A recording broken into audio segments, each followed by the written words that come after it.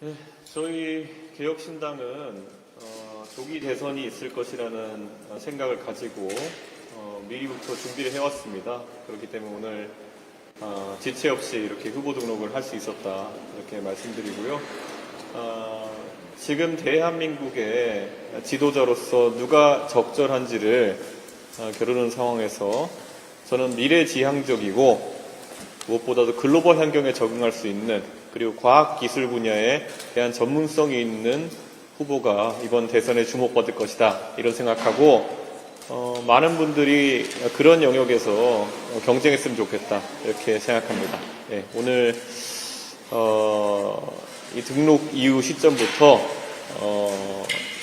정말 많은 것을 보여드리고 더더욱 열심히 선거운동해서 대한민국 희망을 보여드리겠습니다. 네. 질문 있으신가요? 네, 여기. 홍준표 시장 단일화 얘기 가능성이 낮다는 예측하셨는데, 예. 그건 좋은 얘기 아니셨나요? 예.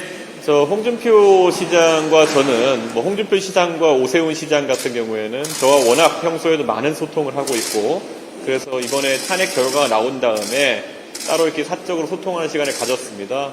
그런데 단일화나 이런 것은 솔직히 국민의힘에서 저를 굉장히 사실도 아니고 그리고 모욕적인 그런 주장을 통해서 내쫓았기 때문에 그런 부분에 대해서 어떠한 반성이나 사과의 의미도 없는, 그리고 그런 상황 속에서 단일화 논의는 무의미하다 이렇게 말씀드리고요.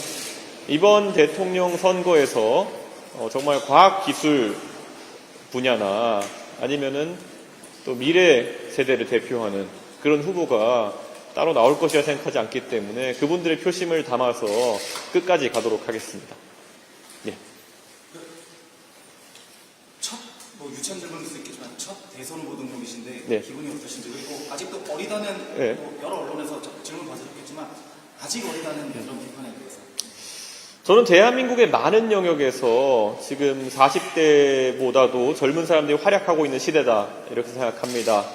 지금 기업 같은 경우에도 국내 굴지의 대기업들도 이제 40대 총수 체제로 들고 있고, 그리고 저는 과거에 우리나라의 훌륭한 지도자들이 대선에 도전했던 나이가 40대에 시작한 경우가 굉장히 많습니다. 그렇기 때문에 결코 제 도전이 나이로 어리다고만 평가받을 것은 아니다 이렇게 생각하고, 세계적으로 본다 하더라도 프랑스 같은 경우는 30대 대통령을 만들어냈고, 그리고 오스트리아나 아니면은 뉴질랜드 같은 나라에서도 젊은 총리들이 활약하고 있는 상황입니다. 그렇기 때문에 저는 대한민국에서도 젊은 지도자가 충분히 활약할 수 있는 공간이 있다라는 생각을 하고, 지금까지 제가 국회의원 선거도 어려운 선거를 돌파해내고, 그리고 큰 당의 대표도 지내면서 선거 승리도 이끌어본 경험이 있습니다. 그렇기 때문에 저에게 젊으니까 좀 더 기다려라, 아니면 젊으니까 더 공부해라, 이런 말들은 사실 흔히 기성세대가 젊은 세대에게 하는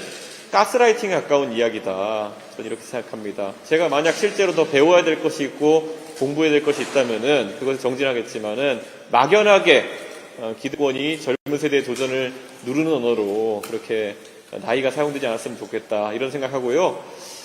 저 개인도 이 선관위에서 후보 등록을 하는 것은 국회의원 선거 여러 번 출마했기 때문에 익숙합니다만, 이렇게 중앙선관위에서 대통령 선거에 도전한다는 것은 저 개인에게도 굉장히 영광스러운 일이고, 무엇보다 저를 신뢰해 주신 우리 개혁신당의 당원과 지지자분들에게도 감사드리고 싶습니다. 그리고 이번 선거의 도전의 의미라고 하는 것은, 제가 처음에 전당대회 국민의힘에 도전했을 때도 참가의 의의를 두는 것이냐 이런 얘기도 있었고, 동탄에서 제가 아주 어려운 선거에 도전할 때도 돌을 던지려는 것이냐 이런 얘기도 있었지만은, 이번 대통령 선거도 저는 당선 그 이외의 목표는 없다는 생각으로 선거에 임하고 있습니다. 그래서 많은 관심과 또 그리고 도움을 주시면은 감사하겠습니다.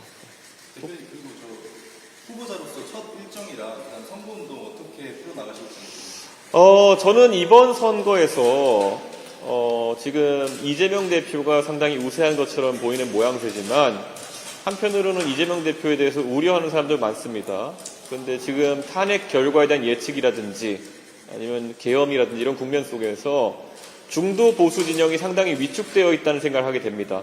그래서 저는 어제 그제도 대구와 영덕 등지에서 일정을 했지만 우선 그분들에게 윤석열 대통령이 잘못한 것이지 그분들이 잘못한 것이 아니다. 결국 그분들의 지지를 성과로 담아내지 못한 윤석열 정권의 문제를 너무 자책하지 말아달라라는 말씀을 드리고자 하고 그래서 대구 경북 지역에서 일정을 우선시해서 진행하겠습니다. 그리고 제가 어느 선거에서나 그랬던 것처럼 이번 대통령 선거도 실제 발로 뛰는 선거를 앞세우겠다 이렇게 말씀드립니다. 그래서 당장 한 이틀 뒤부터 대구에서 진짜 유권자들에게 진정성 있는 마음으로 인사드리는 것부터 시작하겠다 이렇게 언론인들께 미리 좀 예고를 하겠습니다.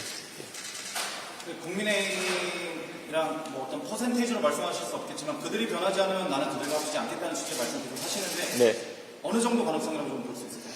저는 국민의힘이 사실 저에게 사과할 필요는 그렇게 많지 않습니다. 그건 해도 좋고 안 해도 좋습니다. 그런데 적어도 이 혼란 사태에 대해 가지고 진정성 있는 사과와 반성, 그리고 사과와 반성은 말로만 하는 것이 아닙니다.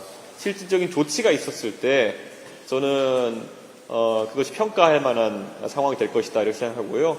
지금은 전혀 그런 움직임이 보이지 않고 있습니다. 오히려 지금 일각에서는 이 폐허가 된 중도 보수의 진영 내에서도 당권을 노리고 지금 많은 사람들이 이전 투구를 벌이는 상황 아니냐 이런 얘기까지 나오는데요. 사실 그게 굉장히 부끄러운 상황입니다. 그래서 저는 어떤 주자일지 모르겠지만 만약 국민의힘에서 대통령 선거에 도전하시는 분들이 있다면은 반성과 그리고 그에 따른 실질적인 조치들을 앞세우는 후보가 국민들에게 더 주목받지 않을까 그런 생각을 하면서 한번 저도 잠자코 지켜보겠습니다.